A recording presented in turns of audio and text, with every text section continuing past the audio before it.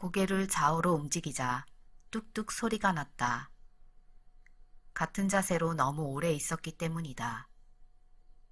후지모토 다카오는 미동도 없는 낚싯질을 보며 바로 옆에서 큰 하품을 하고 있는 야마베 아키히코를 노려보았다. 야마베 너 역시 속은 거 아냐? 이런 곳에서 잉어가 잡힐 리가 없잖아. 그러자 야마베는 아까부터 전혀 변화가 없는 수면을 바라보면서 고개를 갸우뚱했다. 이상하네. 하지만 사이토 집에서 봤어. 어항 안에 여기서 잡았다는 잉어가 있었어. 그러니까 그건 다른 데서 잡은 잉어인 거야. 사이토 녀석한테 속은 거지. 그런가? 야마베는 여전히 고개를 갸우뚱하고 있다. 두 사람은 중학교 동창이었다. 집이 가까워 어렸을 때부터 함께 놀았는데 특히 둘 다 취미가 낚시이다. 그들은 아버지의 영향을 받아서였다. 야마베는 동네에서 자전거로 20분 정도에 있는 공원의 표단 연못에서 잉어가 잡힌다고 들었다고 한다. 1학년 때 같은 반이었던 사이토 코지가 그렇게 말했다는 것이었다. 말도 안 돼. 저런 곳에 잉어 따위가 있을 리가 없잖아.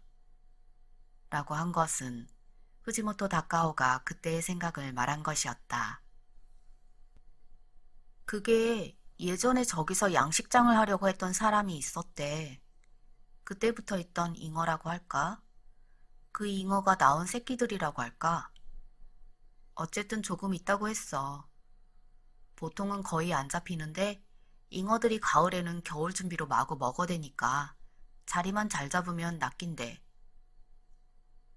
이것이 야마베의 설명이었다.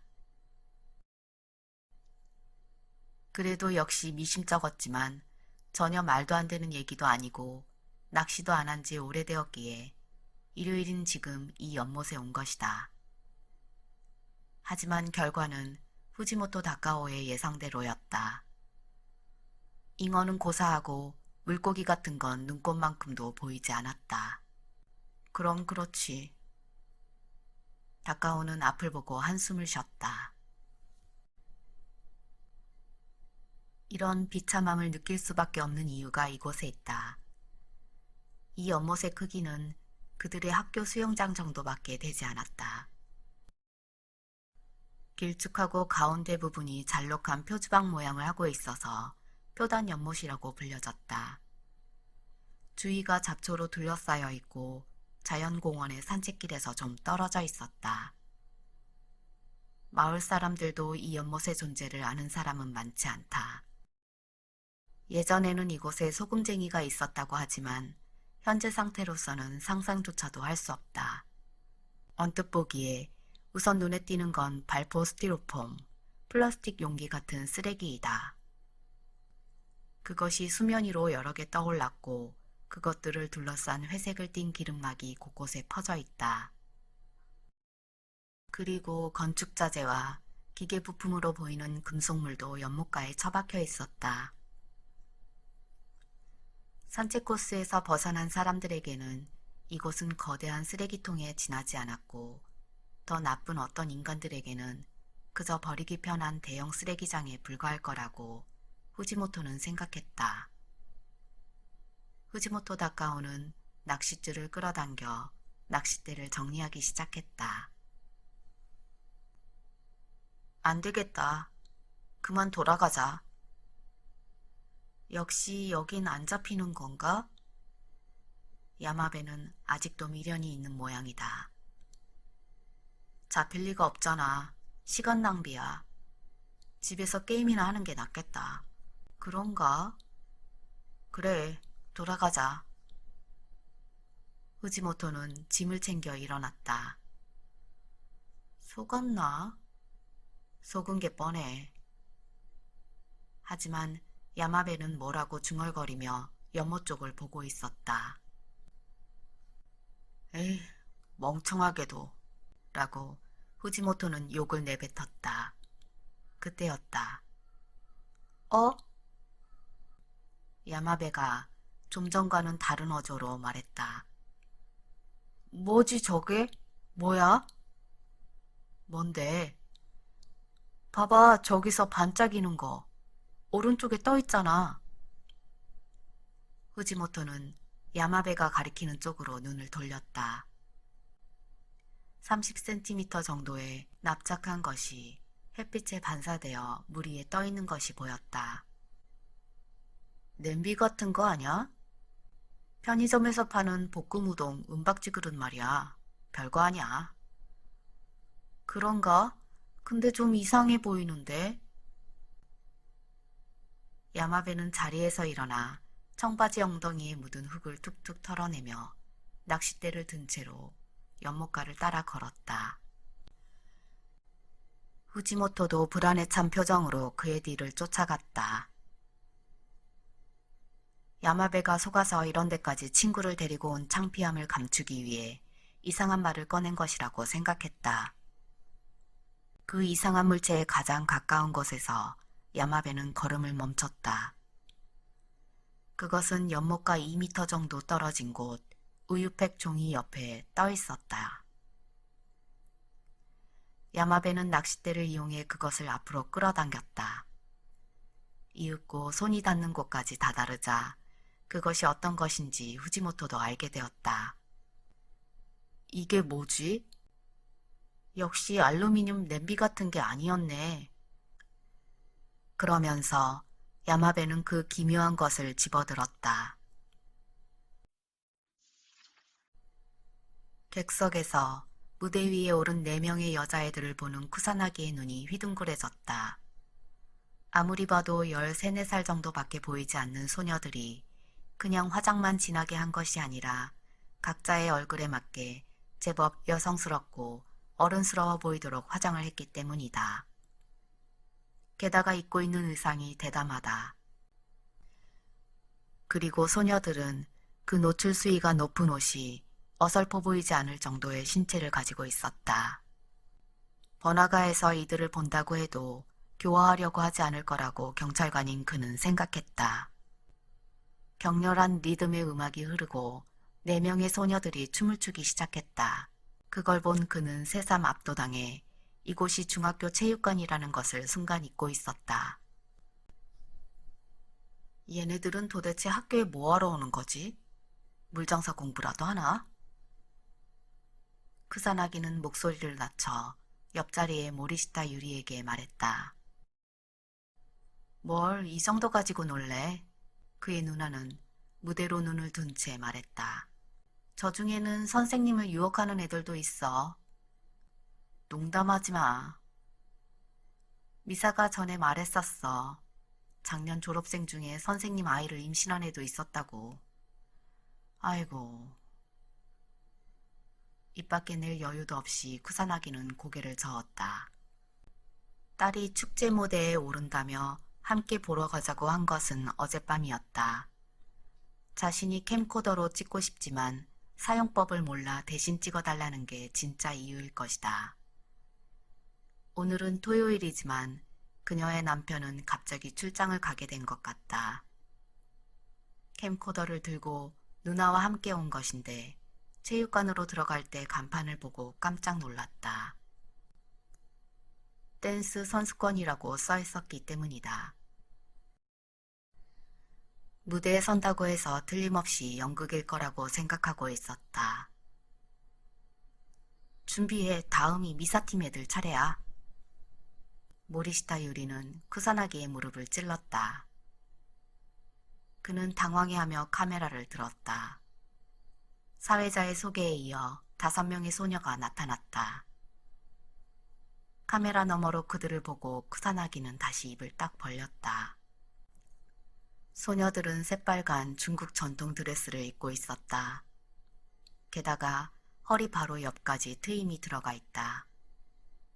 무대의 여기저기서 휘파람 소리가 났다. 요즘 여자애들은 저래. 모리시타 유리가 체육관을 나오면서 말했다. 매형이 걱정하는 게 눈에 선하게 보이네. 지금은 좀 익숙해진 것 같아. 하지만 얼마 전까지만 해도 둘이 계속 싸웠어. 거참 안 됐네. 누나는 나지막한 소리를 내며 웃었다. 그녀는 딸이 어른스러워지는 것에 거부감이 전혀 없는 듯했다. 미사 불러올 테니까 같이 밥이라도 먹지 않을래? 비디오도 찍어줬으니까 내가 살게. 그런데 이 근처는 패밀리 레스토랑 정도밖에 없는데 괜찮지? 괜찮아. 그럼 이 근처에서 좀 기다리고 있어. 다시 체육관 쪽으로 걷는 누나의 뒷모습을 보며 쿠사나기는 옆 검도장으로 시선을 옮겼다. 그곳에는 특이한 물건 전시회라는 간판이 붙어 있었다. 시간도 때울 겸 그는 입구로 발길을 돌렸다. 따분한 듯 보이는 접수원 앞을 지나 안으로 들어가니 정말 이상한 것들만 진열되어 있었다. 일본 휴고현 니노시마에 있는 거주지인 고시엔의 흙을 다져 만든 벽돌에는 작은 원형의 구멍이 여러 개 뚫려 있다. 끝내기 승부에서 패배를 한 팀의 분한 눈물이 구멍이 됐다는 설명이 붙어 있었다. 그리고 하늘을 나는 카펫, 현재는 비행시간 초과로 퇴역했다는 해설과 함께 어디선가 주워온 것 같은 낡은 카펫이 붙어 있었다. 이건 시간 낭비인가 하며 걷고 있던 그의 걸음이 멈춘 것은 벽에 걸린 한 진열품 앞에서였다. 그것은 석고로 만든 인간의 얼굴이었다. 설명서에는 좀비의 데스마스크라고 쓰여져 있었다. 남자가 눈을 감고 있는 얼굴이었다. 이마 가운데에는 사마귀점으로 보이는 둥근 큰 돌기가 있다. 나이는 잘 모르겠다. 하지만 중학생이 아닌 건 확실했다. 매우 리얼하게 만들어져 있어서 조각한 것이 아니라 고무이거나 뭔가를 이용해 실제 얼굴에 본을 뜬 뒤 거기에 석고를 흘려 굳혔을 것으로 쿠사나기는 추정했다. 요즘은 몇 분 안에 바로 굳어지는 고무가 있다. 그렇긴 하지만...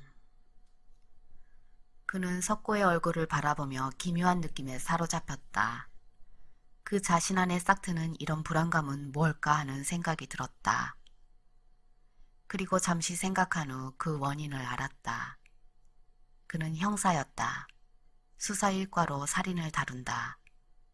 당연히 시신을 볼 기회가 많다. 사망한 사람들에게 독특한 표정이 있다는 것은 지금까지 그의 경험으로부터 얻은 것이었다. 살아있는 사람이 그냥 눈을 감고 있는 것과는 다른 것이다. 안색이니 피부 윤기니 하는 그런 생물학적인 것이 아니다. 얼굴 전체에서 나오는 분위기 자체가 다른 것이다. 이 데스마스크라는 것이... 쿠사나기는 그렇게 생각하면서도 그럴 리가 하고 생각했다. 중학생이 실제 사체의 얼굴을 석고로 이 섬뜩한 마스크를 만들었다고는 생각할 수 없었다. 우연히 그런 분위기가 나왔을 거라고 그는 그 자신을 납득시켰다. 그렇지 않고는 이 심란한 마음을 안정시킬 수 없었다. 그는 다른 전시품들을 슬쩍 쳐다보더니 출구로 향했다. 그래도 역시 이 데스마스크가 마음에 걸렸다. 그때 두 여자가 들어왔다. 둘 다 30살쯤은 돼 보였다. 이들은 쿠사나기는 거들떠보지도 않고 빠른 걸음으로 안으로 갔다. 그 모습은 마치 중학생들이 술에 잔뜩 취해 전시품을 어떻게든 보려고 애쓰는 모습이어서 쿠사나기는 그만 걸음을 멈추고 눈으로 그들을 쫓았다. 두 여성이 곧장 간 곳은 좀 전에 그 데스마스크 앞이었다. 정장 차림의 여성이 말했다. 이건데... 원피스 차림의 또 다른 여성은 아무런 대답을 하지 않았다. 데스마스크를 보며 가만히 서 있었다. 하지만 표정이 심상치 않다는 걸 그녀 옆에 서 있는 정장 차림 여성의 안색이 금세 창백해진 걸 보고 알 수 있었다. 그리고 쿠사나기는 원피스 여성의 좁은 어깨가 가늘게 떨리고 있다는 걸 깨달았다. 역시 맞는 거야? 정장을 입은 여자가 물었다. 원피스 차림의 여성은 몸을 크게 한번 비틀거리며 간신히 대답했다. 오빠가 확실해. 원피스 차림의 여성은 가기모토 요코라고 한다. 시내 보험회사에서 근무하고 있다고 했다. 정장의 여성은 이 학교의 음악교사인 오노다 히로미, 가기모토 요코와는 학창시절부터의 알고 지낸 사이라고 한다. 그러니까 우선 오노다 씨가 이 데스마스크를 보고 가기모토 시니치 씨를 닮았다고 생각하신 거군요. 수첩에 쓴 메모를 보면서 쿠사나기는 확인했다. 그렇습니다. 오노다 히로미는 등을 똑바로 펴고 고개를 끄덕였다. 제 남편과 시니치 씨가 예전부터 아는 사이로 여러 번 골프를 같이 친 적이 있어요. 전에 시니치 씨가 행방불명됐다고 들어서 걱정하고 있었거든요. 이걸 보시고 꽤 놀라셨겠네요. 쿠사나기는 테이블 위 석고 마스크를 볼펜으로 가리켰다. 네. 침을 삼키는지 오노다 히로미의 목이 움직였다. 설마 했죠. 근데 너무 비슷해서 점 위치까지 같았기 때문에 요코에게 말하지 않을 수 없었습니다. 그리고 옆에서 고개를 떨구고 있는 가키모토 요코를 보았다. 확실히 시니치 씨가 맞습니까? 크사나기는 가키모토 요코에게 물었다. 그렇습니다. 그녀는 작은 목소리로 대답했다. 아직도 눈가가 빨갛다. 크사나기는 팔짱을 끼고 데스마스크를 내려다보았다. 그는 무심코 작은 신음이 나왔다. 이곳은 중학교 안에 있는 응접실이었다.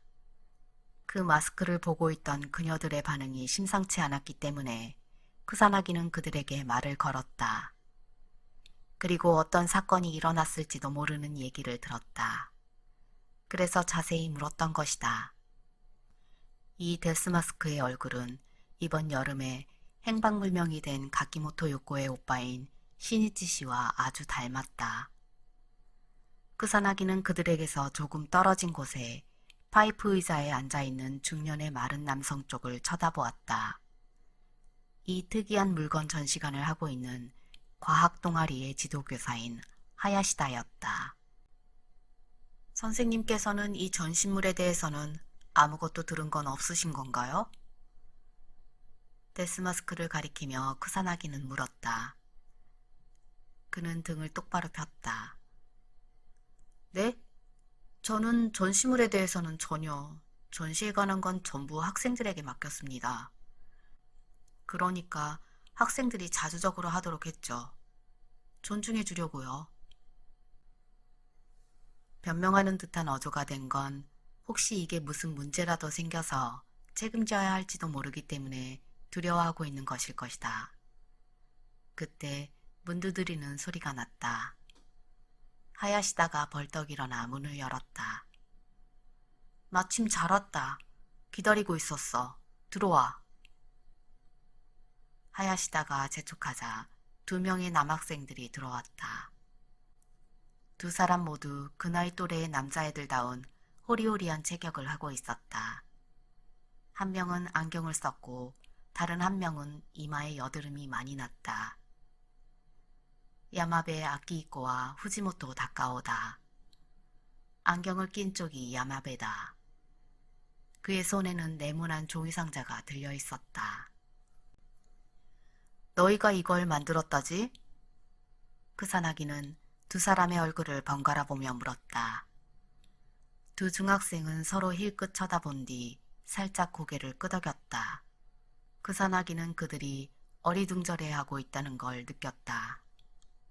이 얼굴형 어떻게 떴지? 틀에 석고를 부어 만든 거지? 쿠사나기가 물었다. 그러자 야마베는 머리를 긁적이며 주웠어요. 하고 작게 말했다. 주웠다고? 이거요. 야마베는 들고 있던 상자의 뚜껑을 열었다. 그리고 그 안에서 꺼낸 것을 쿠사나기에게 내밀었다. 이건... 쿠사나기의 눈이 휘둥그레졌다. 그것은 금속의 마스크였다. 그러니까 이곳에 석고를 부으면 전시돼 있던 저 데스 마스크가 되는 것이다. 재질은 쿠사나기도 잘 몰랐다. 두께는 알루미늄 음료캔 정도로 보인다. 금속 마스크에 전사되어 있는 얼굴은 영락없는 저 석고 데스 마스크와 같은 것이었다. 쿠사나기는 그들에게 주운 곳을 물었다. 표단 연못이라고 야마베가 대답했다. 표단 연못? 자연공원에 있는 표지방 모양의 연못이에요. 후지모토가 옆에서 대답했다. 그들은 금속 마스크를 주운 건 지난주 일요일이라고 했다. 야마베가 이걸 사용해 데스 마스크를 만들자고 하여 그렇게 해보니 너무 그럴듯해서 그들이 속한 과학 동아리 전시품의 하나로 갑자기 출품한 것이라는 것이었다. 그 외에 다른 건 없었니? 없었지? 야마베가 후지모토에게 물어보는 듯이 말했다. 후지모토도 잠자코 고개를 끄덕였다. 연못 주위에 뭔가 이상한 건? 이상한 거요? 우리가 거길 매일 가지 않아서요. 야마베는 입술을 삐죽거렸다. 후지모토도 특별히 할 말이 없는 듯했다. 쿠사나기는 불안한 표정으로 두 학생을 바라보고 있는 가키모토 요코를 보았다. 표단 연못이라고 하는데 뭔가 짚히는 건 없나요? 신이치 씨가 자주 산책을 갔다거나.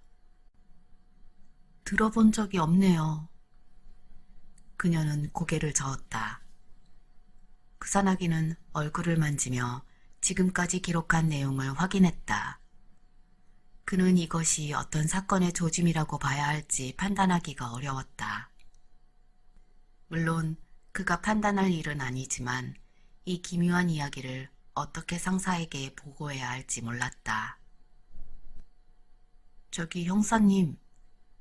하야시다 교사가 조심스럽게 입을 열었다. 만약 이 모형의 얼굴이 이분 가족 것이라면요. 그러니까 뭔가 문제가... 겁먹은 듯한 교사가 그렇게 말했을 때 다시 노크 소리가 들렸다. 네?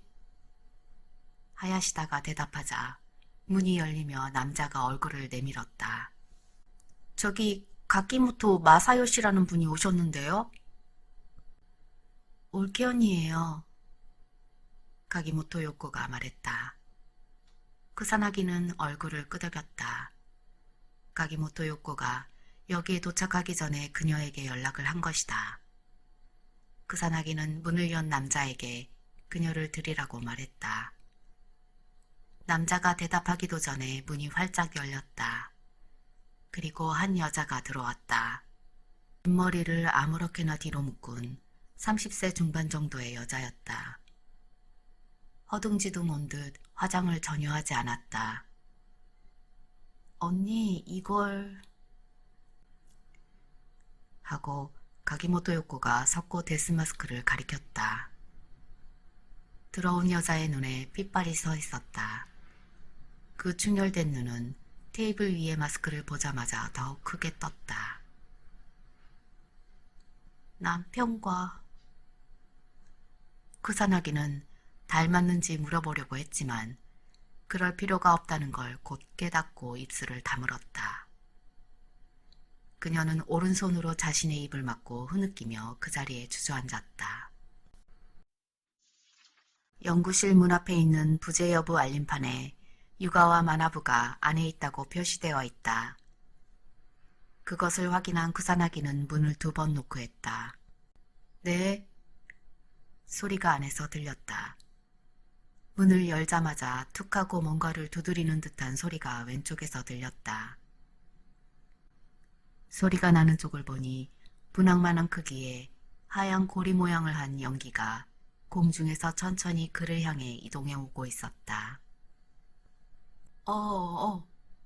크사나기는 한순간 멈칫했다. 또 한 번 펑 하는 소리가 났다. 같은 방향에서 아까와 같은 흰 고리가 맴돌며 오고 있었다. 모기향 냄새가 난다. 조금 적응이 되자 어두컴컴한 방구석에 커다란 택배 상자가 놓여 있는 것이 보였다. 상자 정면에는 지름 10여 센치의 구멍이 뚫려 있다. 그리고 상자 옆에 하얀 옷을 입고 소매를 팔꿈치 위까지 걷어붙인 유가와 마나부가 서 있었다. 어서 오게. 냄새가 불길한데. 그렇게 말하고 택배 상자의 뒤쪽을 툭 하고 쳤다. 상자 앞쪽에 뚫린 구멍에서 하얀 연기 뭉치가 뿜어져 나왔다. 그것은 바로 도넛 모양으로 바뀌어 크사나기 쪽으로 향했다. 뭐야 이거? 어떤 기계야? 한 손으로 연기를 헤치며 크사나기가 물었다. 무슨 기계 같은 건 아냐. 그냥 상자 안에 모기향을 넣은 것뿐이야. 연기가 자욱해질 때쯤 상자를 가볍게 쳐주면 여러 개의 연기 고리가 되는 거지. 자네 같은 애연가들이 입으로 동그랗게 도너츠 연기를 만들며 노는 거랑 같은 거지. 유체라는 건 그 유체의 장난이라는 게 내 견해야. 유가와는 벽 쪽 스위치를 켰다. 어두컴컴했던 실내에서 형광등 불빛이 가득한 방으로 바뀌었다. 자, 이제 그럼 내 미스터리한 문제 좀 해결해주면 좋겠는데. 크사나기가 말했다. 유가와는 스틸 의자에 앉았다.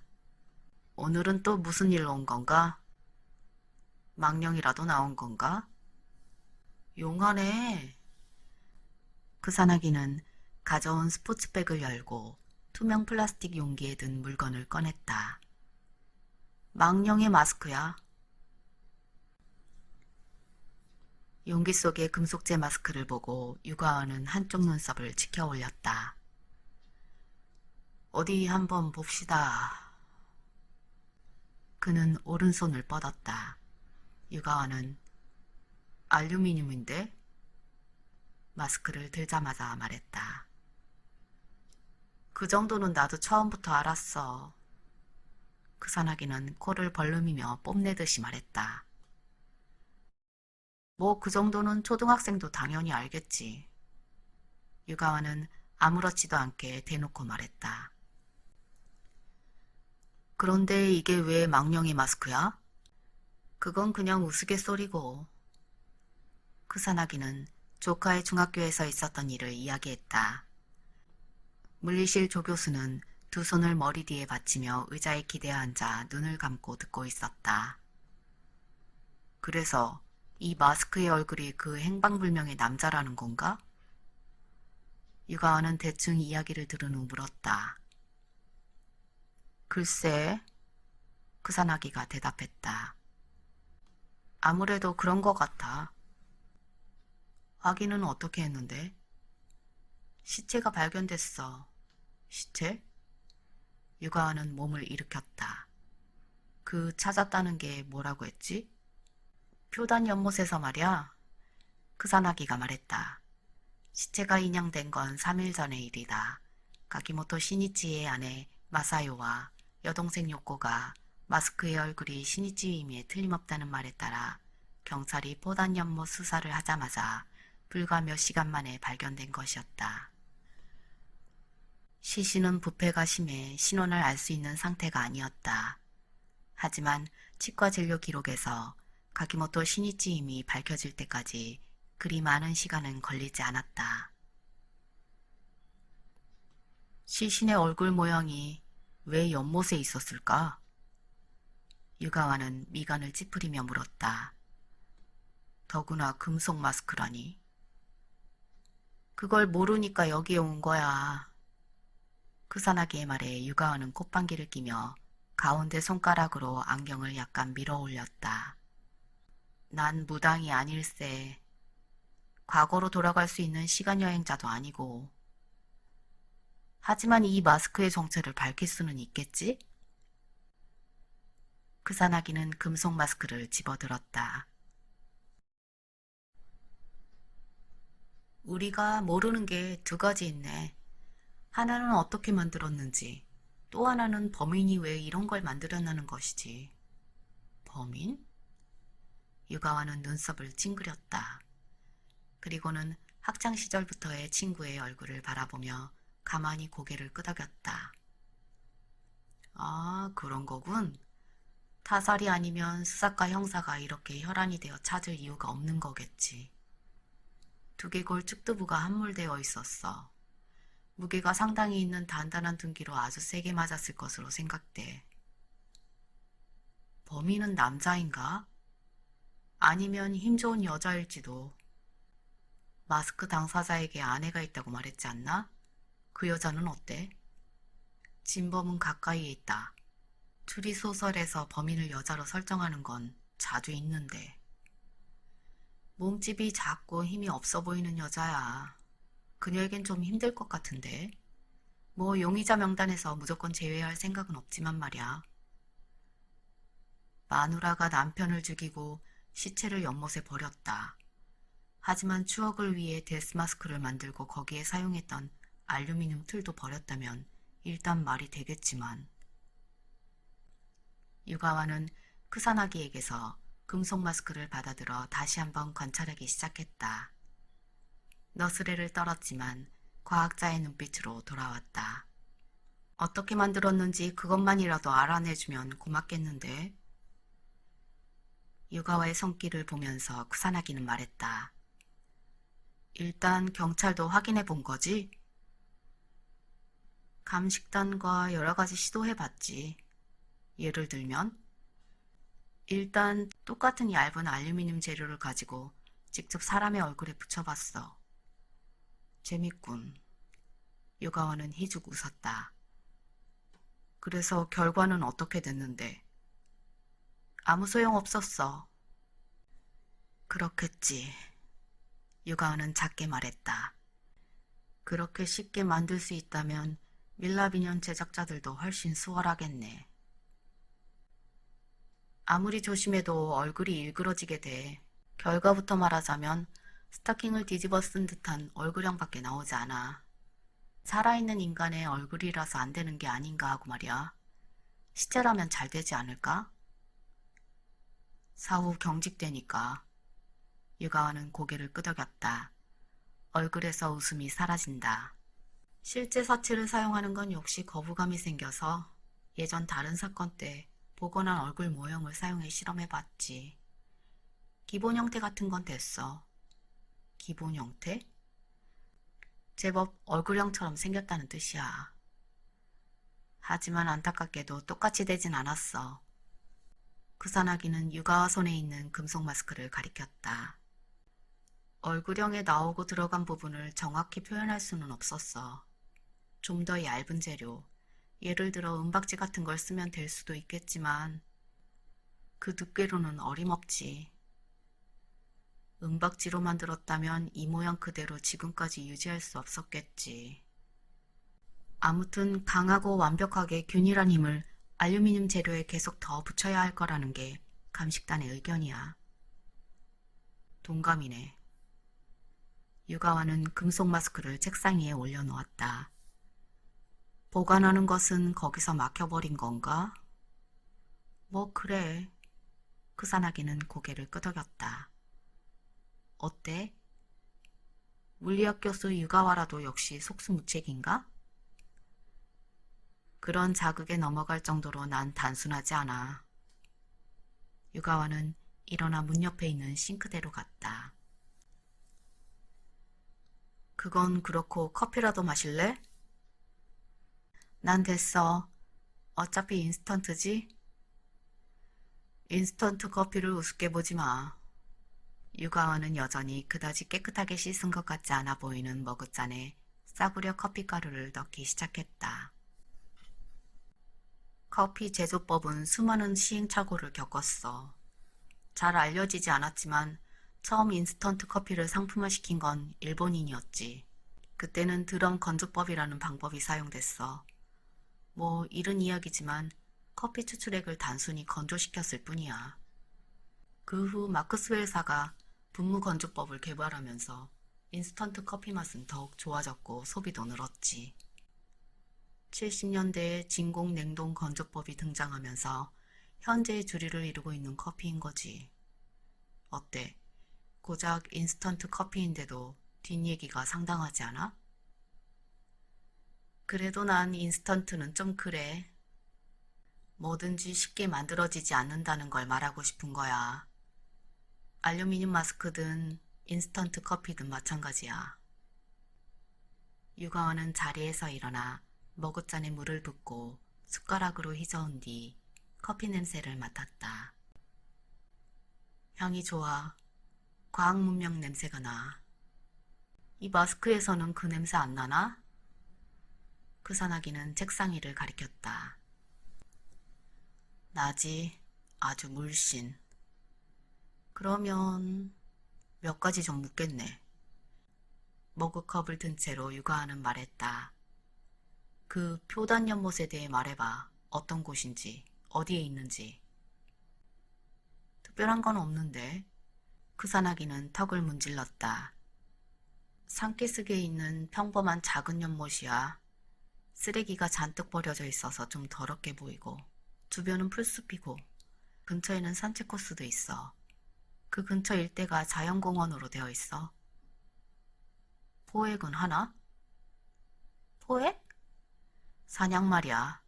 엽총을 가진 사냥꾼이 주변에 있지 않나 해서. 그것도 산탄총이 아닌 소총으로 말이지. 소총? 농담이지? 크사나기가 웃었다. 저렇게 작은 산에 그런 걸 사용할 정도의 사냥감이 있을 리 없지. 동물원에서도 사자가 도망갔다는 말도 들어본 적도 없어. 어쨌든 저기에서 사냥은 금지야. 역시 그렇군. 유가와는 진지한 표정으로 커피를 훌짝훌짝 마셨다. 아무래도 농담으로 소총에 대해 물은 것은 아닌 것 같았다. 왜? 소총으로 어떻게 했다는 건가? 아까도 말했지만 시체는 측두부에 둔기로 맞은 흔적이 있어. 알아. 유가와는 컵을 들고 있지 않은 손으로 쿠사나기를 제지했다. 사망 원인 얘기하는 게 아니야. 마스크를 어떻게 만들었는지 생각한 거야. 근데 아무래도 소총은 관계없는 것 같네. 쿠사나기는 어찌할 바를 모르는 기분으로 약간 괴짜 친구를 올려다보았다. 이 친구와 얘기하다 보면 가끔 자신이 몹시 머리가 둔한 사람처럼 느껴질 때가 있다. 지금도 왜 소총 얘기를 하는지 짐작조차 할 수 없었다. 한번 보러 갈까? 유가오가 불쑥 말했다. 그 표단 연못에 말이야. 아무 때라도 말만 해. 안내하지. 유가와와 헤어진 뒤 쿠사나기는 동료 오오츠카 형사와 만나 가키모토 시니치의 집을 찾아가기로 했다. 밤을 새며 장례식을 치르느라 지금까지 제대로 아내인 마사요에게 어떤 말도 듣지 못했다. 가키모토의 집은 극도에서 언덕길을 올라가면 있는 주택단지 제일 안쪽에 있었다. 문을 지나 작은 계단을 올라가자 현관이 보였다. 옆 차고에는 셔터가 내려져 있었다. 가키모토 마사요는 집에 혼자 있었다. 아무래도 조금 피곤해 보이지만 머리는 단정하게 정돈되어 있었고 화장을 하고 있었기 때문에 요전에 만났을 때보다는 젊어 보였다. 상중이라는 것을 의식해서인지 거무스름한 수선색의 블라우스를 입었지만 작은 진주 귀걸이를 달고 있어서 나름 옷차림에 신경을 쓴 것 같았다. 크사나기는 오오츠카 형사와 함께 응접실로 안내되었다.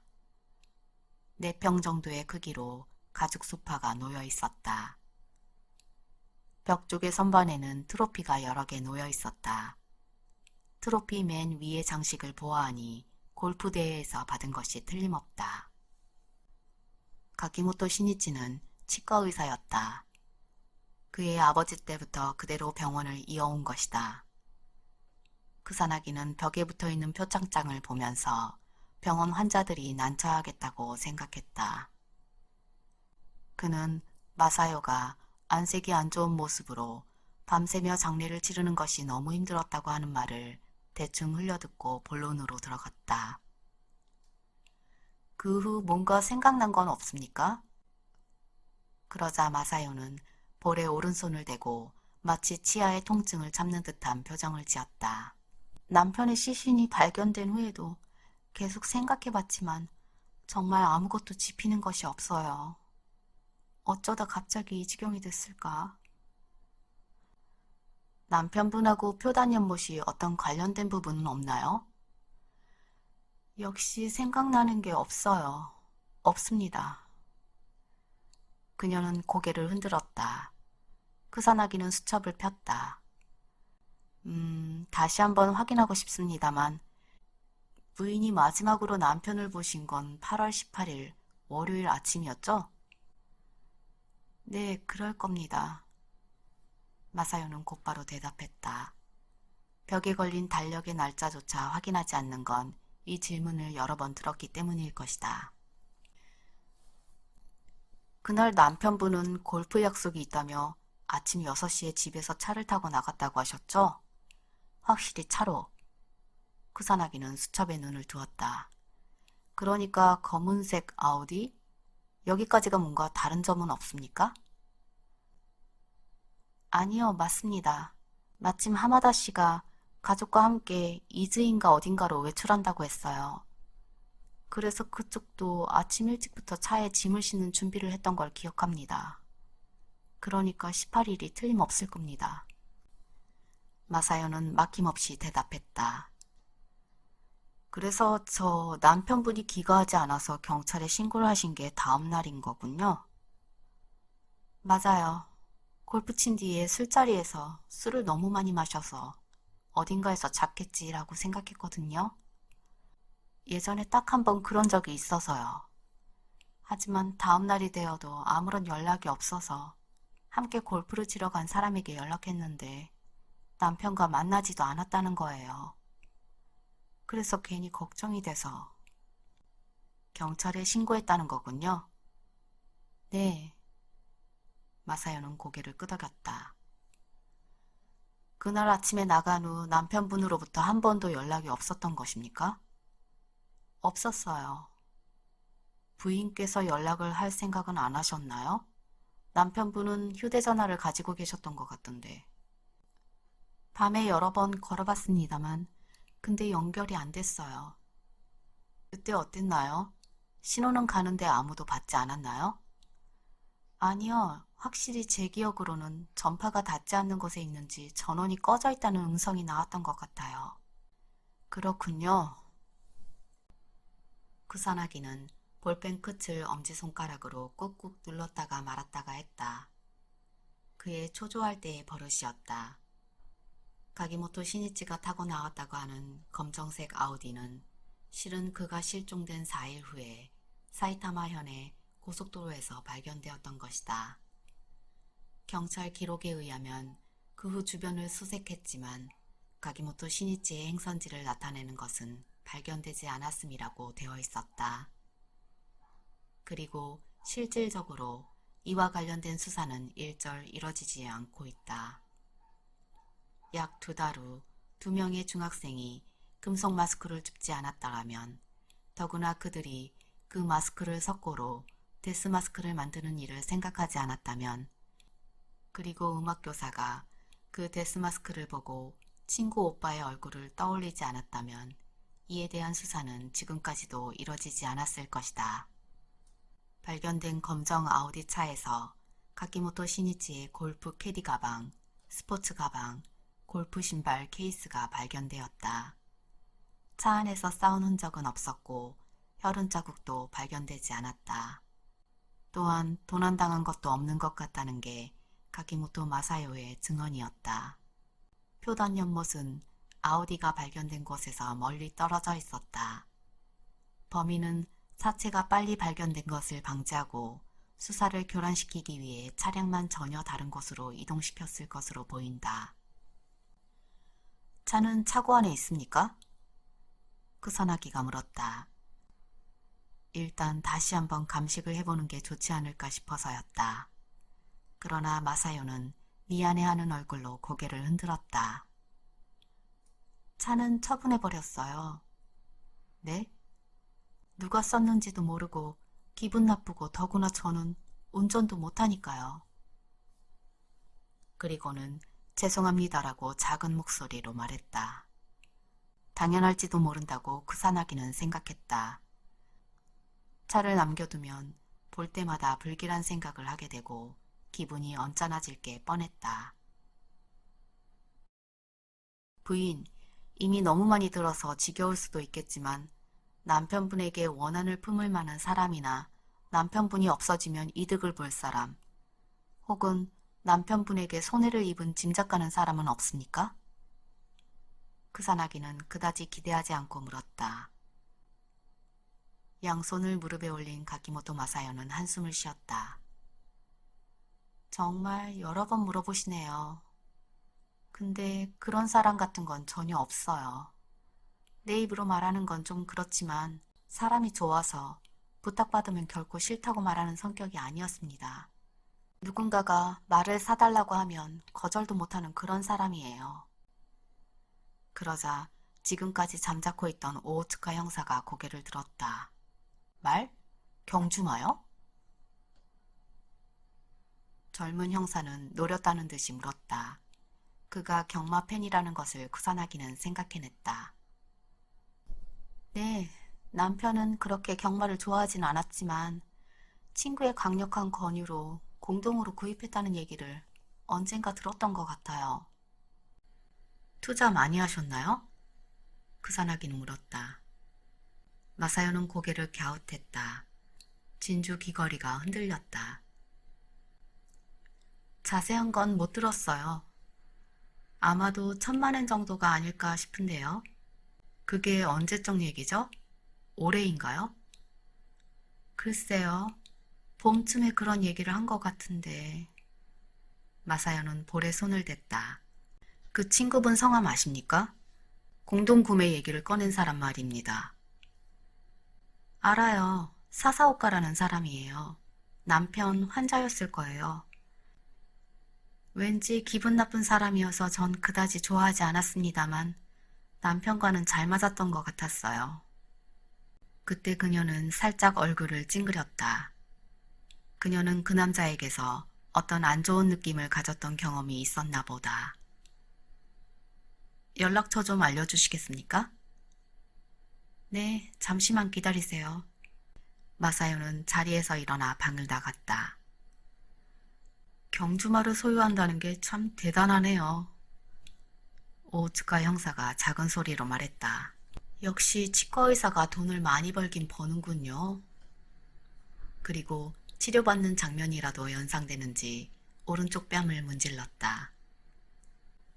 크사나기는 대답하지 않고 지금까지 메모한 내용을 다시 보았다. 그는 그 경주마가 어디에 있는지 궁금했다. 바지 주머니에 양손을 찔러 넣고 육아와는 내내 서 있었다. 안경을 낀 눈은 불쾌한 듯 흔들리고 있었다. 심한데 이건? 내뱉듯이 그는 말했다. 새삼 도덕성에 문제가 있다는 걸 실감해. 화가 난다기보다 슬퍼, 이렇게까지 되면. 크사나기도 육아와 옆에 서서 표단 연못을 바라보았다. 시체를 끌어올렸을 때와 마찬가지로 각종 폐기물과 대형 쓰레기가 방치되어 있었다. 그들의 발밑에 뒹굴고 있는 자동차의 배터리는 이전에는 없었던 것이다. 이런 짓은 일본인이니까 하는 거야. 정말 창피하네. 크사나기는 말했다. 아니, 이건 꼭 일본인이라서 그런 것만은 아니야. 그래? 인도에는 원자력 발전소에서 나오는 방사선 폐기물을 불법 투기하는 강이 있어. 구소련은 그와 같은 걸 바다에 버렸고 과학 문명이 아무리 발달해도 그걸 쓰는 인간이 진보하지 않으면 이런 거지. 그게 사용하는 사람들만의 문제인가? 그걸 만들어낸 학자들은. 학자들은 순수할 뿐이야.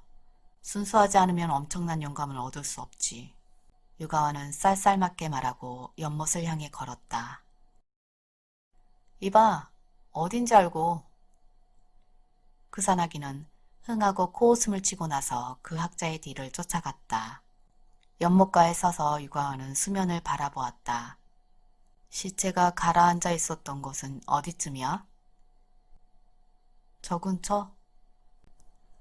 크사나기는 연못의 가장 잘록한 부근을 가리켰다. 가보지. 시체가 인양된 곳에는 알 수 없는 대형 쓰레기나 금속 재료 등이 특히 많이 방치돼 있었다. 시체를 올릴 때 함께 연못바닥에서 딸려온 것이다. 어느 것이나 하나같이 진흙이 묻어있다. 끌어올릴 때 묻어있던 흙이 마른 것이다. 발밑을 바라보던 유가와의 눈이 어느 한 곳을 응시한다. 그는 쭈그리고 앉아 뭔가를 주워들었다. 뭔가 찾았어? 쿠사나기가 물었다. 유가와가 손에 들고 있는 것은 가로 세로 30cm 정도의 금속 조각이었다. 쿠사나기는 그걸 처음 보는 건 아니었다. 지난번 이곳에 왔을 때도 몇 장 발견했었다. 사업자가 버리고 간 어떤 폐기물인 것 같다. 현재 그 사업자를 찾고 있는 중이다. 그 마스크 재료와 같은데. 감식반도 그렇게 말했어. 재질도 같다고. 맞아? 유가와는 주변을 둘러보았다. 2장의 알루미늄 재료를 주었다. 그리고 나서 근처 풀숲을 보더니 다시 뭔가를 주워들었다. 그것은 검은 고무 껍질로 둘러싸인 전기 코드였다. 그 코드가 뭐가 어쨌다는 거야? 크사나기는 옆에서 말했다. 유가와는 대답하지 않고 코드의 끝을 응시하고 있었다. 고무막에서 나온 전기선 끝은 우선 녹은 다음 굳어진 것 같이 둥글게 돼 있었다. 그는 코드의 반대쪽을 당겼다. 그것은 연못으로부터 몇 미터 떨어진 곳에 1미터 정도 길이의 가볍고 녹슨 얇은 철제 뼈대와 얽혀 있었다. 그것과 같은 코드가 시체와 함께 딸려온 것 같던데. 크사나기가 그렇게 말하자 유가와는 안경이 벗겨질 정도로 얼굴을 획 돌렸다. 그건 어디다 버렸지? 아니, 버리지 않았을 거야. 시체하고 닿았을 가능성 있다고 해서 감식단이 보관하고 있을걸? 그거 보여줄 수 있을까? 알았어. 부탁해보지. 크사나기의 대답에 유가와는 만족한 듯이 고개를 끄덕였다. 그리고 한 가지 더 알아봐줬으면 하는 게 있어. 뭔데? 기상청에 문의해서 올 여름 천둥번개 친 날짜를 모두 조사해줘. 천둥번개? 특히 이 근처에서 벼락친 날만 안다면 더 좋고. 그야 알아보면 금방 드러나겠지만 벼락이랑 무슨 상관이 있는 거야?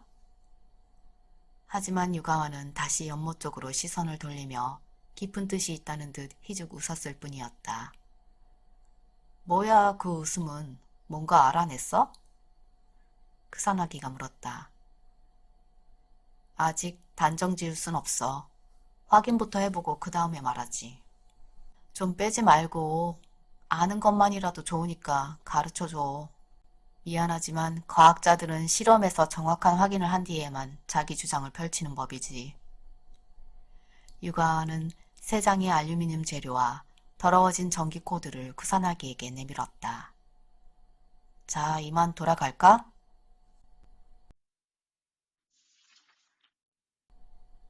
신주쿠에 있는 빌딩 안 한 장소에서 쿠사나기는 오오츠카 형사와 함께 사사오카 히로히사를 만났다.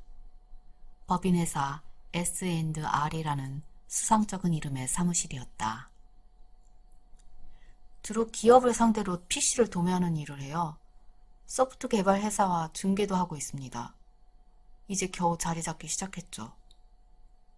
사업 내용을 묻자 사사오카는 이렇게 설명했다.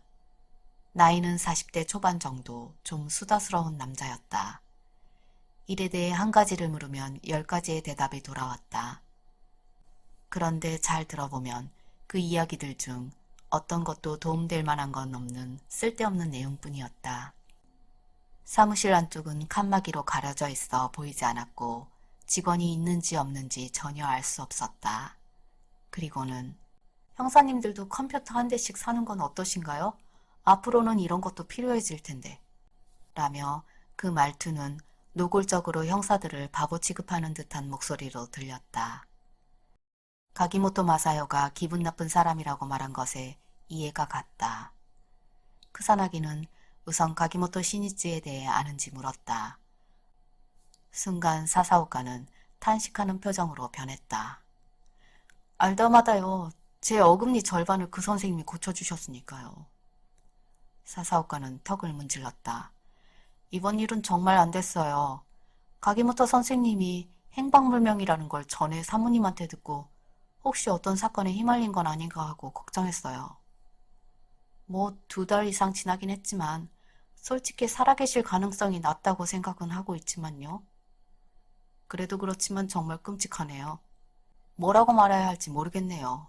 장례식에는 가셨나요? 크사나기가 물었다. 아니요, 일이 좀 있어서요. 연락만 드렸습니다.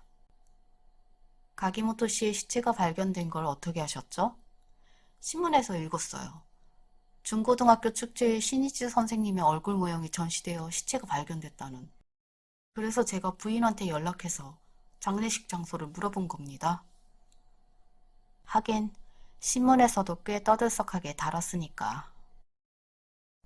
중학생, 실물 사체로 만든 마스크 전시, 회계한 과정에 숨막히는 미스터리.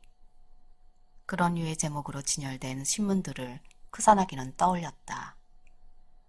참 신기하네요. 어떻게 그런 곳에 얼굴 모형 같은 게 있었을까요? 사사오카는 팔짱을 끼고 머리를 갸우뚱했다. 그리고 크사나기를 곁눈질하며 보았다. 경찰분들은 그 점에 대해 뭔가 알아냈나요? 현재 조사 중입니다.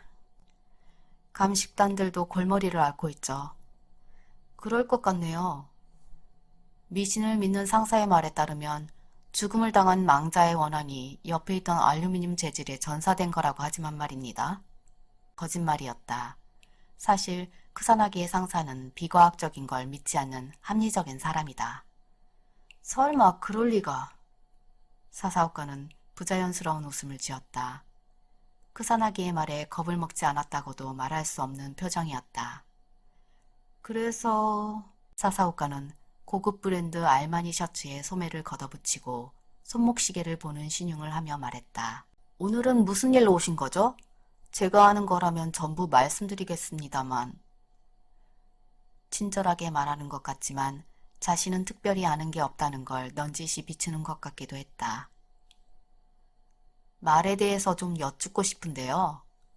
크사나기는 말했다. 경주마 말이에요. 공동구매 얘기를 가키모토 시니치 씨에게 하셨죠? 아, 그거요? 그는 그렇다는 듯한 얼굴로 고개를 끄덕였다. 미안한 일이었죠. 시니치 선생님에게 기대감만 불어넣고 결과적으로 폐를 끼쳤어요. 그 말씀은 결국 말을 구입하지 못했다는 거네요. 혈통이 좋은 망아지를 소개시켜주겠다고 하니까 아주 좋아했었습니다. 그런데 제가 멤버를 모으는 동안 누군가가 그 망아지를 먼저 사고 말았어요. 뭐 흔히 있는 얘기긴 하지만요. 그건 어떤 중개인과 얘기를 하셨다는 거죠? 그렇습니다. 죄송하지만 그분의 연락처를 알려주시겠습니까? 뭐 형식적인 확인만 할 거지만. 그건 상관없습니다만 가만히 있자 명함을 어디다 뒀지? 사사오카는 가슴 쪽 주머니를 더듬는 행동을 하더니 살짝 혀를 찼다. 이런, 집에 두고 왔어요. 나중에 알려드려도 괜찮으시겠습니까? 괜찮습니다. 오우츠카군, 나중에 자네가 연락을 드리게나? 알겠습니다. 젊은 형사는 대답했다.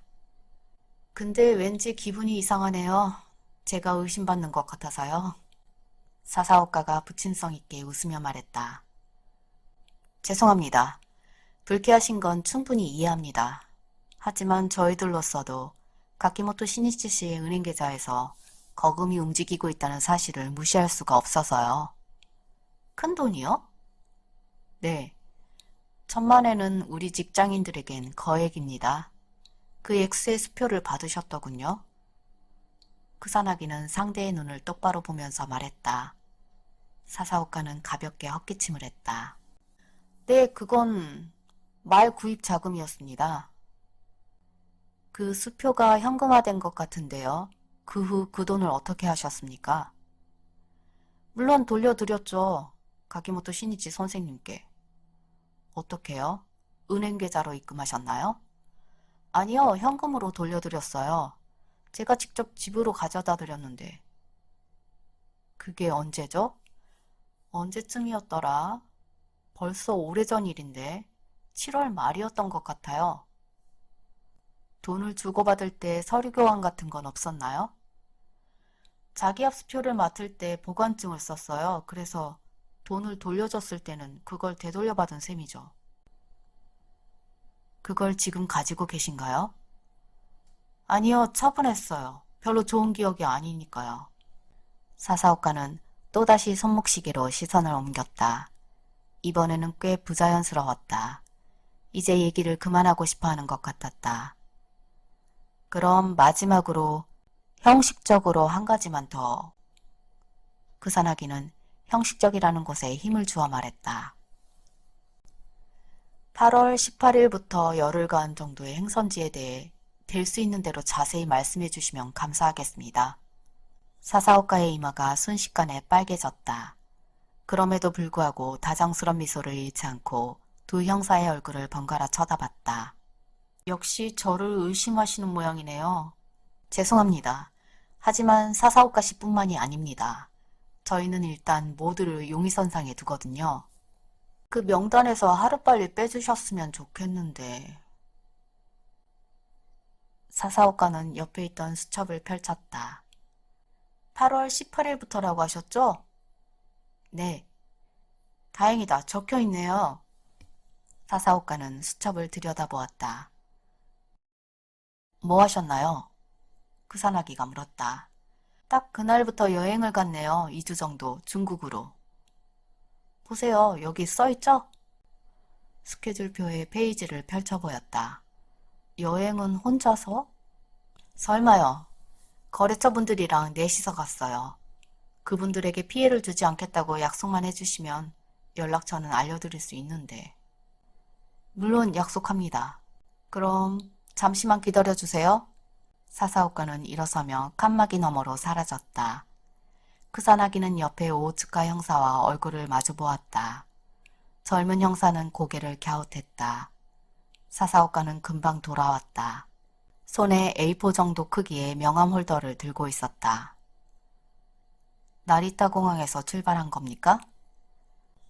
사사오카가 가져온 명함의 이름과 연락처를 옮겨 적으면서 크사나기가 물었다. 그렇습니다. 몇 시쯤 출발하셨죠? 10시쯤이었을 거예요. 아, 근데 저는 8시 넘어서 공항에 갔어요. 8시 반에 모이기로 했었거든요. 그렇군요. 크사나기는 머릿속으로 시간을 계산했다.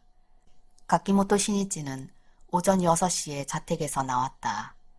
그 가키모토를 도중에 살해하고 시체를 표단 연못에 버리고 검은색 아우디의 차를 사이타마 현 내에 버린 후 8시를 조금 넘겨 나리타 공항에 도착할 수 있을까?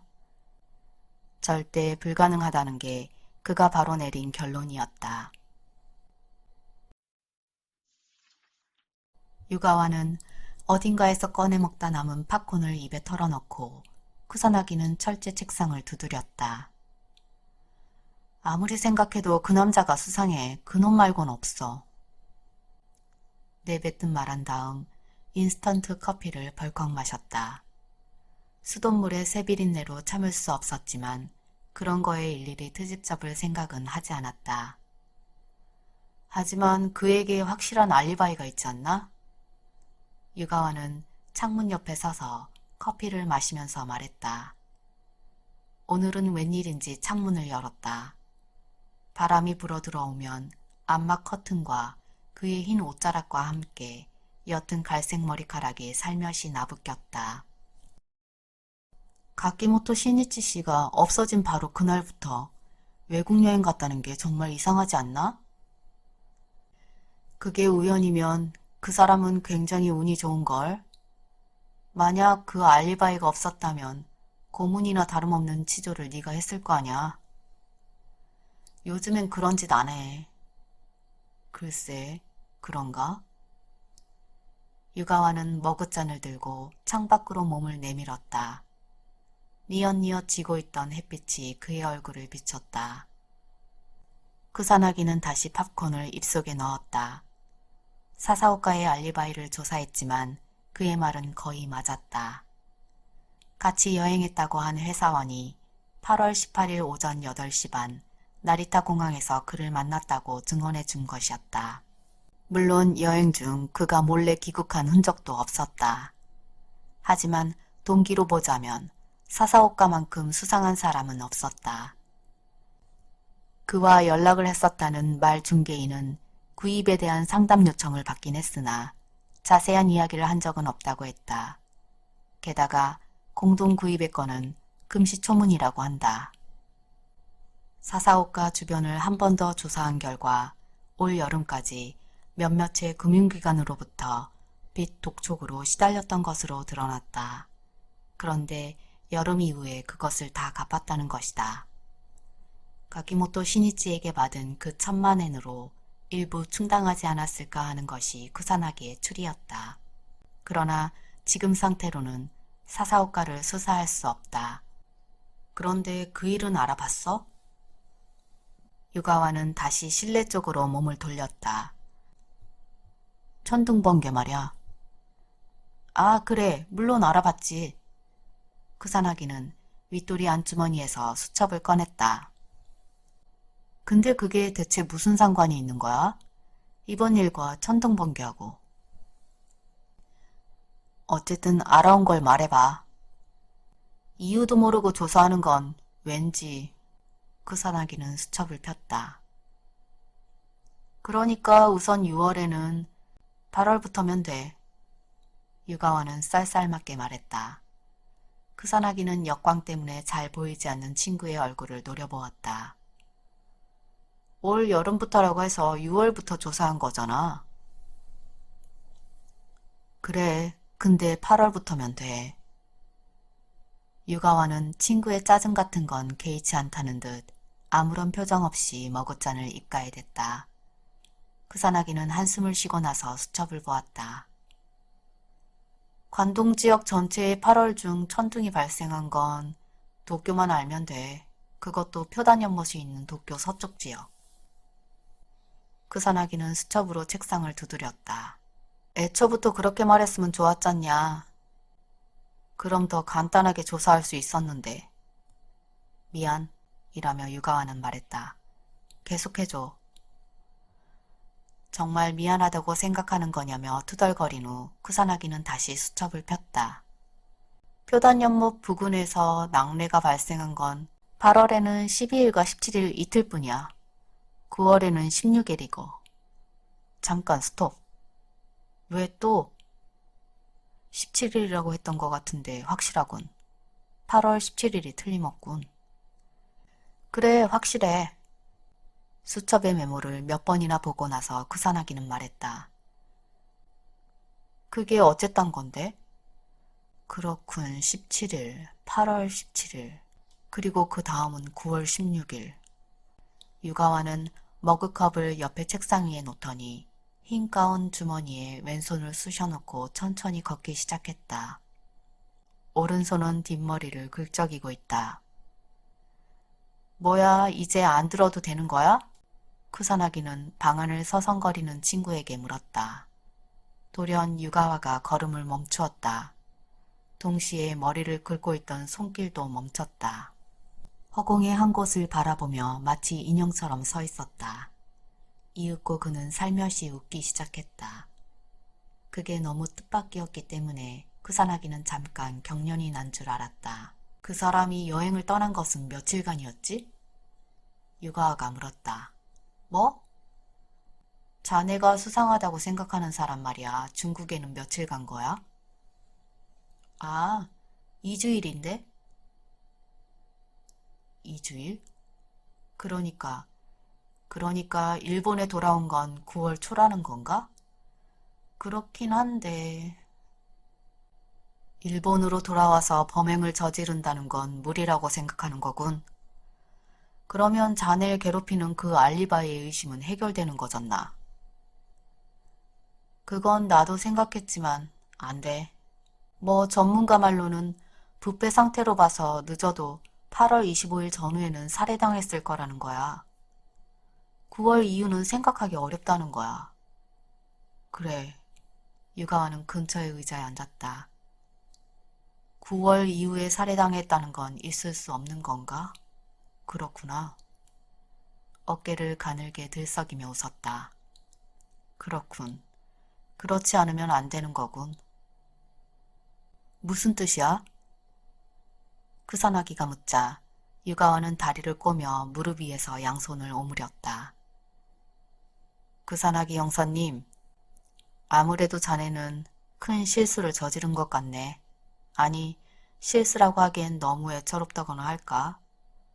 범인이 놓은 덫에 걸려있는 셈이니까. 뭐라고? 자네에게 하나 알려주지. 유가와는 안경의 위치를 손끝으로 바로잡고 나서 말했다. 살인이 행해진 건 8월 17일 이전이지. 뭐? 틀림없어. 즉 8월 18일에 피해자가 살아있었다는 증언은 거짓말인 셈이지. 가키모토 마사요가 사사오카 히로이사와의 공범관계를 인정한 것은 금속 마스크가 중학생 2명에 의해 발견된 이후 꼭 3주일이 지난 일요일이었다. 그녀는 사사오카가 체포된 후 어느 정도 각오를 다지고 있었던 것 같다. 차고 셔터에서 사사오카의 지문이 검출된 사실을 알리자 바로 진실을 털어놓은 것이다. 죽이자고 이야기를 꺼낸 건 그 사람이에요. 저는 그렇게 하고 싶지 않았습니다만 말을 안 들으면 남편에게 그 일을 말하겠다고 해서 할 수 없이 시키는 대로 한 거예요. 마사요는 머뭇거리며 호소했다. 여기서 그녀가 그 일이라고 한 것은 스포츠센터 강사와의 불륜이었다. 사사오카가 그녀를 협박했다는 것이다. 하지만 사사오카의 말은 달랐다. 내가 꼬드겼다고요? 아니에요. 바람 피운 걸 남편에게 들켜서 이혼당할 것 같다며 상의를 하러 온 것은 그녀입니다. 뭐든 도와준다면 제 빛을 청산해준다고 했거든요. 그 말의 대금도 갚지 않아도 된다고 했습니다. 사실 저는 진짜 말을 살 생각으로 돈을 맡았던 거예요. 속일 생각은 추호도 없었어요. 정말이지 그 여자는 무서운 사람이에요. 저도 이용당하고 말았어요. 어느 쪽 말이 맞는지 조사를 맡은 형사들도 바로 단정할 수 없었다. 아마 둘 다 반은 옳고 반은 거짓말일 것이라고 쿠사나기 팀들은 생각했다. 왜냐하면 두 사람이 범행을 계획했을 때 둘 다 상당히 적극적으로 행동했을 것으로 생각되기 때문이다. 두 사람의 진술에 의하면 실제 범행은 8월 16일 밤이었다. 가키모토 시니치가 씻을 때 마사요가 문을 열어주어 사사오카가 들어가 철제망치로 내리친 것이다. 시신 처리는 다음날 이른 아침에 이루어졌다. 사사오카가 가키모토 집안의 아우디를 사용하여 시신을 표단 연못까지 몰고 갔다. 그리고 돌아오는 길에 아우디 차를 사이타마현에 버린 것이다. 문제는 그 다음 날이다. 두 사람은 이날 아침까지 가키모토 시니치가 살아있다는 상황을 만들어 알리바이를 완벽하게 해두고 싶었다. 그래서 같은 모델의 아우디 차를 준비하여 그 차가 가키모토 씨의 차고에서 출발하는 것을 이웃 사람들이 보도록 한 것이다. 하지만 사실 이 장꾀가 그들의 꼬리를 밟히게 한 것이다. 범행이 17일 이전이라고 추리한 쿠사나기가 이때 사사오카가 어디서 아우디를 구했는지 조사해 본 것이다. 그의 경마 동료 중 한 명이 같은 모델의 차를 가진 사람이 있었던 것이다. 그 사람은 범행과는 무관한지 8월 18일에 차를 빌려준 것을 솔직하게 말했다. 알고 보면 간단한 속임수였다. 하지만 처음 사사오카를 의심하게 만든 것이 가키모토 마사요였기 때문에 두 사람이 공범이라는 생각을 할 수 없었던 것이다. 언젠가는 수사가 사사오카에게 주목될 것을 대비해 역으로 반격하려던 두 사람의 술수에 보기 좋게 당해버린 셈이다.